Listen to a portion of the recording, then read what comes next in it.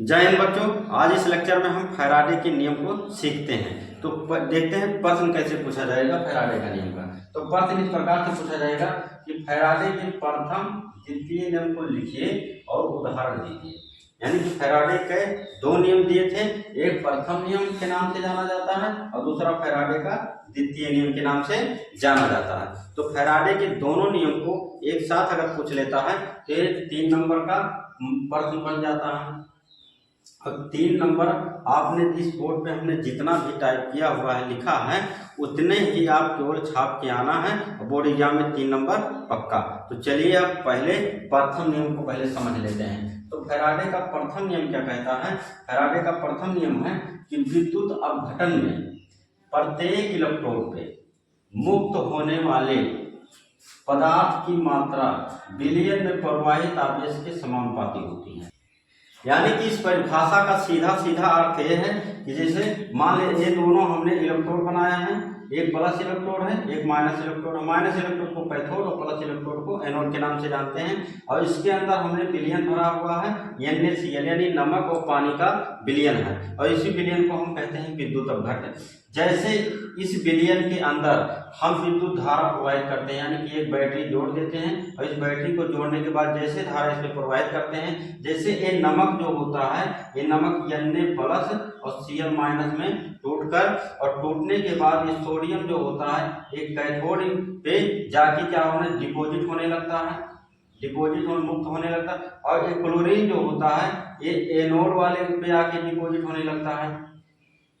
तो यानी यही कह रहे हैं कि इलेक्ट्रोड पर मुक्त होने वाले पदार्थ की मात्रा प्रवाहित आवेश के समानुपाती होते हैं। यानी कि जितने ज्यादा इसको हम धारा देंगे, जितने धारा आवेश प्रवाहित करेंगे उतने ज्यादा पदार्थ की मात्रा क्या होगी इस इलेक्ट्रोड पे जाके डिपोजिट होगी। तो इसका एक फार्मूले के रूप में अगर देखें तो W समानुपाती क्यों होता है? W समानुपाती W यहाँ क्या है? W यहाँ पे है पदार्थ की मात्रा और Q यहाँ पे है आवेश। यानी कि जितने ज्यादा हम आवेश प्रवाहित करेंगे यानी धारा प्रवाहित करेंगे उतने ज्यादा पदार्थ की मात्रा इलेक्ट्रोड पर डिपोजिट होगी, मुक्त होगी। प्रथम नियम का मतलब यही है। सीधा सीधा एक बात याद रखिएगा, जितने ज्यादा हम इसको आवेश प्रवाहित करेंगे इलेक्ट्रोड पर, ये प्लस और माइनस इलेक्ट्रोड है इस पर, उतने ज्यादा पदार्थ की मात्रा जो है Na और Cl की मात्रा जो है इस पे जाके इकट्ठा होगी। इसी को कहते हैं फैराडे का प्रथम नियम। तो प्रथम नियम का एक सूत्र का निगमन कुछ कर लेते हैं। तो जैसे W समानुपाती क्यों है, तो समानुपाती जब चिन्ह हटाते हैं तो एक नियतांक लगाते हैं और उस नियतांक को हम बोले हैं जड़। तो यहाँ जड़ जो है ये विद्युत रासायनिक तुल्यांक है। तो W बराबर क्या हो जाएगा जड़ Q। और Q बराबर हम सूत्र हाई स्कूल में ही पढ़े हैं। Q बराबर होता है IT, I यहाँ होता है धारा, T होता है यहाँ समय। तो Q की जगह पे हमने रख दिया IT। तो क्या हो गया सूत्र हमारा W बराबर जड़ IT।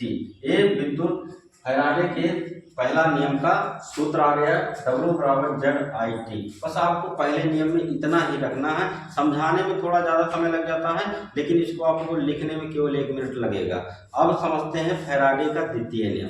फैराडे का द्वितीय नियम क्या है? जब विद्युत धारा की समान मात्रा विभिन्न विद्युत अपघट्यों में प्रवाहित की जाती है तो इलेक्ट्रोड पर मुक्त होने वाली पदार्थ की मात्रा उनके तुल्यांकी द्रव्यमान के क्या होती है समानुपाती होती है। अर्थात इस परिभाषा का कहने का सीधा सीधा अर्थ ये है कि भैया इसमें जो है हम इस प्रकार से 2 या 2 से अधिक क्या ले लेंगे विद्युत अपघट्य ले लेंगे और उसमें समान मात्रा में, कैसे मात्रा में, समान मात्रा में विद्युत धारा क्या करेंगे उस विद्युत अपघट्य में प्रवाहित करेंगे। और जब प्रवाहित करेंगे तो जो धारा प्रवाहित होगी इसके अंदर, तो जो पदार्थ की मात्रा इसमें जम रही थी वो उसके तुल्यांकी द्रव्यमान के समानुपाती हो जाएगी। अब इसमें क्या हो जाएगी तुल्यांकी द्रव्यमान के समानुपाती हो जाएगी। तो इसको हम तुल्यांकी द्रव्यमान को यहाँ पे हम किससे रिप्रेजेंट करते हैं, तुल्यांकी द्रव्यमान को E1 से E से रिप्रेजेंट करते हैं। तो इसका मान लेते हैं विद्युत अपघट्य ये पहला है, तो विद्युत अपघट्य पहला को हम इसमें जो पदार्थ की मात्रा जमेगी उसको W1 मान लिए हैं और विद्युत अपघट्य पहला की जो इसमें तुल्यांकी द्रव्यमान जो है इसका इसको E1 माने हैं। विद्युत अपघट्य जो दूसरा है उसका जो उस पे जो पदार्थ की मात्रा जमेगी उसको W2 माने हैं, और विद्युत अपघट्य ये जो इसका तुल्यांकी द्रव्यमान है तो इसको E2 मान लिए। तो आइए अब सूत्र का निगमन देखते हैं कैसे होगा। तो जैसे W1 समानुपाती होगा E1 के, तो समानुपाती हमेशा जानते हैं, इसको हटाते हैं तो कोई नियतांक लगाते हैं, तो यहाँ नियतांक हमारा क्या हो जाएगा, यहाँ क्या आ जाएगा, तो W बराबर K E1 हो जाएगा। जो इस पे पदार्थ की मात्रा जम रही है उसकी तुल्यांकी द्रव्यमान की क्या है, समानुपाती, तो W2 समानुपाती E2 हो जाएगा। तो इस समानुपाती फिर यहाँ हटाएंगे तो एक नियतांक लाएंगे K, तो W2 बराबर K E2 हो जाएगा। अब इसको दोनों को हम एक दूसरे से भाग दे रहे हैं। भाग देने का मतलब है W1/W2 बराबर क्या हो जाएगा, K E1 बटा K E2 हो जाएगा।